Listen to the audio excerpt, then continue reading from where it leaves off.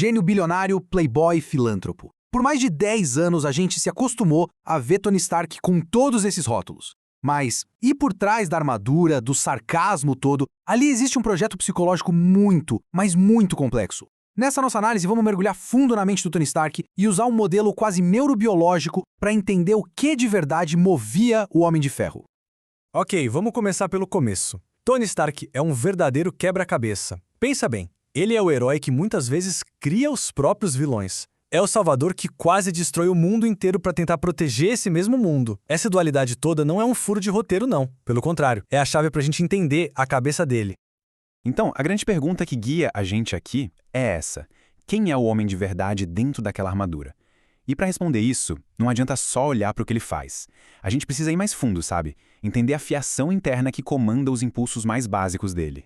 E olha só, esse slide aqui mostra o conflito perfeitamente. De um lado, a gente tem o visionário, o gênio que salva todo mundo. Do outro, o narcisista, o cara imprudente, cujas boas intenções vira e mexe e acabam virando um desastre. Como é que pode, né? Como que essas duas metades conseguem existir na mesma pessoa? A resposta para esse paradoxo todo está num conceito fundamental da psicologia. E para a gente finalmente decifrar o Stark, a gente precisa primeiro entender a diferença crucial entre duas coisas: personalidade e temperamento. Pensa assim, ó, o temperamento é como se fosse o terreno, a fundação de um prédio. É a base biológica imutável com a qual a gente nasce.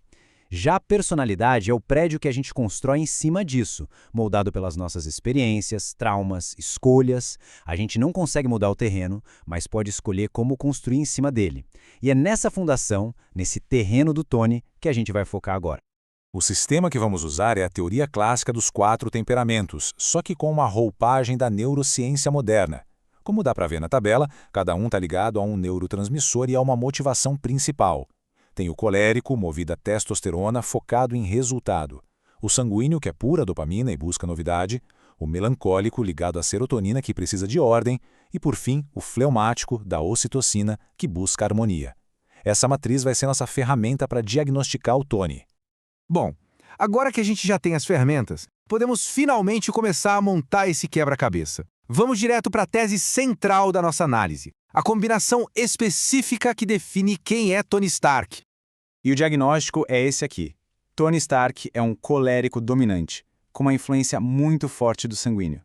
E olha, isso aqui não é só um rótulo, tá? É um motor que explica praticamente todas as ações dele, desde a arrogância até os atos mais heróicos. O mais interessante aqui é ver como esses dois lados conversam. O colérico é tipo o diretor, focado, obcecado por metas, movido pela necessidade de controlar e vencer. É a testosterona falando alto. Já o sanguíneo é o showman, carismático, criativo, movido à dopamina, que precisa de estímulo e de aplauso. O Stark não é um ou outro, ele é a fusão, a mistura explosiva desses dois arquétipos. Certo? Mas como é que esse diagnóstico aparece na prática? Se a gente analisar as ações dele, os conflitos, esse padrão colérico, sanguíneo fica inegável. O lado colérico dominante é a grande força motriz dele. É uma necessidade quase biológica de estar no comando. Ele pensa focado em metas, descartando tudo que não leva ao resultado final. Por isso ele rejeita qualquer autoridade externa, seja do governo ou até do Capitão América. E quando ele está sob estresse, a resposta é sempre a mesma: atacar o problema de frente, com agressividade. E essa frase, nossa, ela resume tudo. Lá em 2008, em vez de seguir o roteiro da S.H.I.E.L.D., ele toma uma decisão sozinho, de forma dominante e impulsiva. Ele basicamente impõe a vontade dele para o mundo inteiro. É um ato puramente colérico, definindo quem ele é nos termos dele. A Guerra Civil não foi só uma briguinha de amigos, não. Foi um choque frontal de temperamentos. De um lado, o Stark, com seu pragmatismo colérico, está focado no futuro, nos resultados práticos. Para ele, os acordos de Sokovia eram uma ferramenta. Do outro, o Steve Rogers, um idealista melancólico focado nos princípios morais. Para ele, os acordos eram uma violação de um ideal. O conflito entre eles era literalmente inevitável do ponto de vista neuroquímico. Só que o conflito em Guerra Civil não foi motivado só pelo lado colérico do Tony. Tinha um outro fator na jogada, algo que nasceu anos antes e já estava mexendo com a cabeça dele: o trauma. E é esse trauma que vai despertar traços do temperamento oposto, criando o que a gente pode chamar de uma sombra psicológica. Depois da Batalha de Nova York, aquela confiança toda do colérico é quebrada. Ele começa a ter ataques de pânico, ansiedade, e como resposta, a mente dele busca um equilíbrio meio desesperado, ativando traços do oposto dele, o melancólico. Essa obsessão por ordem e perfeição aparece de um jeito negativo. Ele se isola, constrói dezenas de armaduras, não por inovação, mas por medo. A culpa por Ultron o leva a buscar o controle externo dos acordos, algo que o lado colérico natural dele, que odeia a autoridade, jamais faria. Então, como é que esse personagem, todo fraturado, todo complexo, consegue chegar naquele ato final de heroísmo? Vamos ver como a evolução do caráter dele representa não uma mudança de temperamento, mas sim um amadurecimento. Essa linha do tempo mostra bem a jornada. E o ponto-chave é o seguinte: o temperamento colérico sanguíneo dele não mudou.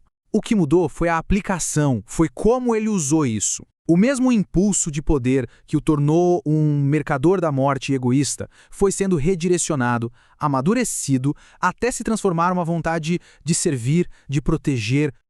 O sacrifício dele em Ultimato é a síntese perfeita da natureza dele. A decisão de estalar os dedos foi totalmente colérica, rápida, decisiva, uma ação agressiva para cima do inimigo para alcançar a meta.